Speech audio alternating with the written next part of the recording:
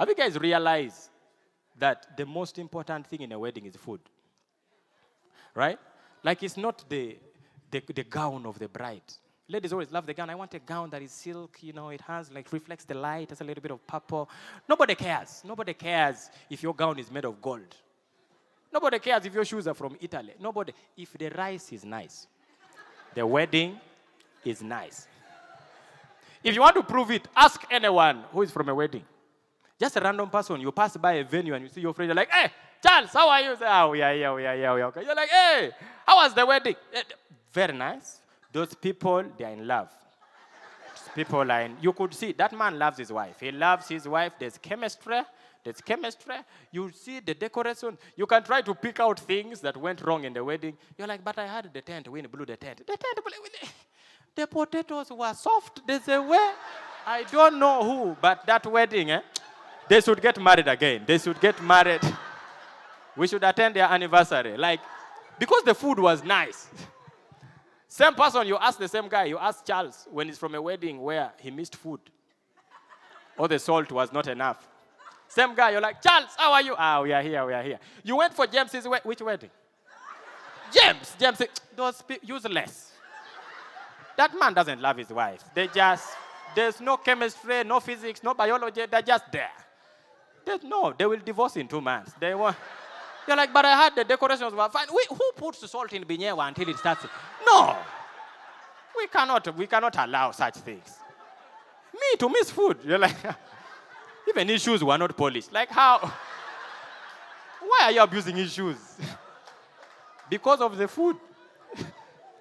And the beauty about it, right, if you've noticed in weddings, when it's time for food, people become very, very active.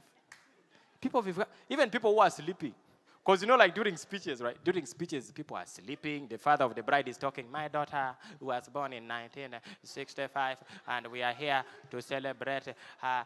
She struggled in school, but she progressed. Nobody cares. The tents are half empty. Girls are on Instagram doing their thing. People are on TikTok. People are outside chatting. It's like there's nothing happening. But the moment the MC comes on stage and says, ladies and gentlemen, it's about that time. We shall have the tent from Kampala. Every wedding in Uganda has a tent from Kampala. Whether it is in Kumi, Soroti, Arua, there's a tent from Kampala. And it goes fast. Why does it go fast? The tent from Kampala will go fast, followed by the tent with the family of the bride, the tent with the family of the man, and of course others you will follow when these ones are finished. When people hear it's time for food, have you noticed people become very active? My father, that is the time my father would start looking for his relatives. Ugandans do that. When it's time for food, they locate their relatives. When the MC is done, so we can now go. You hear your father shouting, Hilary! You're like, what's the problem? Come here! Where are you? Where's your brother? He's in the toilet. Doing what? Tell him to come. Tell him to. You're like, what's the problem? The wedding has started. The wedding has started.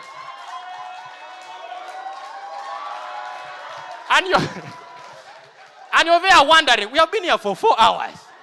The wedding has started. Where you join the line? And you have noticed, like when the wedding has just started, nobody really cares. Nobody is generous. Nobody is helpful. You tell people, guys, let's organize the chairs. They're like, it's not our wedding. They will organize for themselves. Why did they bring those people? They start abusing you even. They are not organized. They should organize themselves. But when it's time for food, everybody is helpful. You find a random person organizing the line. Members, one line? One line. Madam, respect your age, please. This is the 3rd time please. No wonder you're not losing weight. Go back. My father would organize the line. Members, go. Hilary, pass here. You get food, they ask you, have you finished eating? Instead of finished, go for supper. Go and have breakfast. You eat Christmas at someone's wedding. That is food. Food is the thing.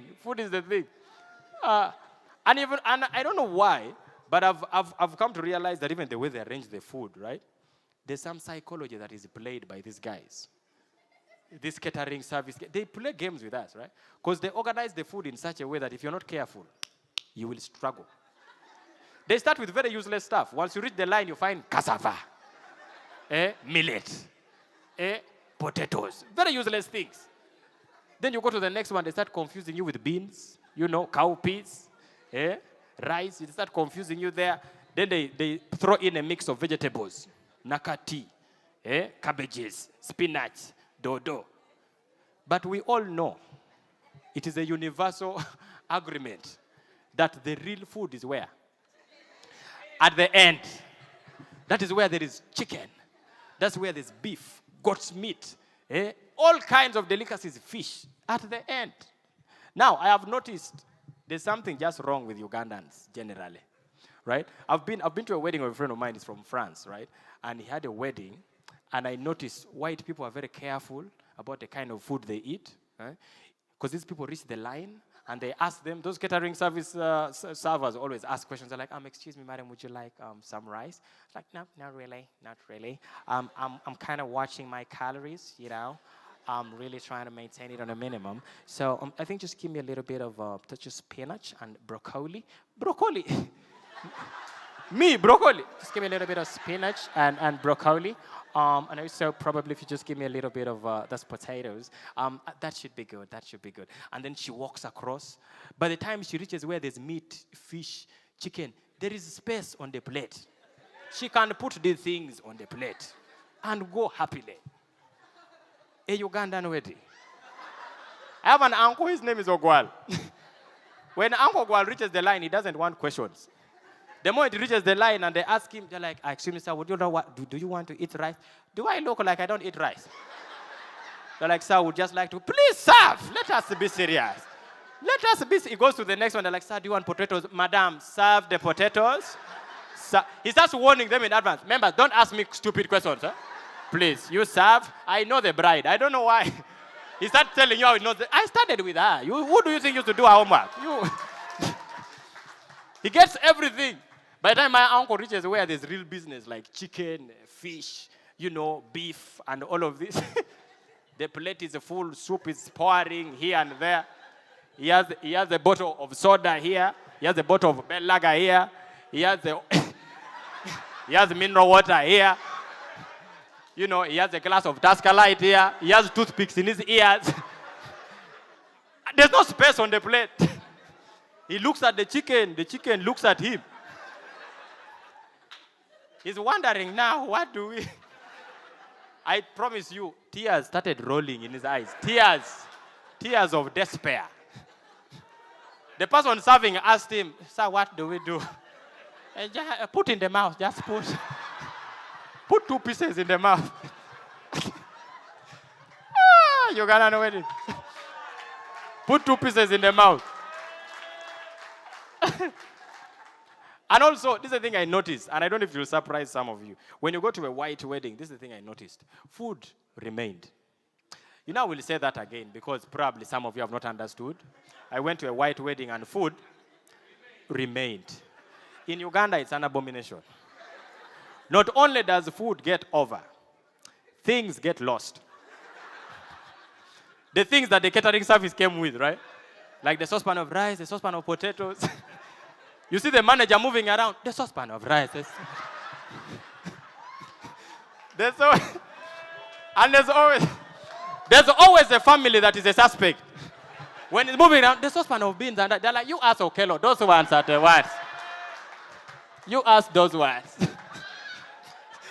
They're the ones who normally take our saucepan of rice. Ugandans are interesting, man.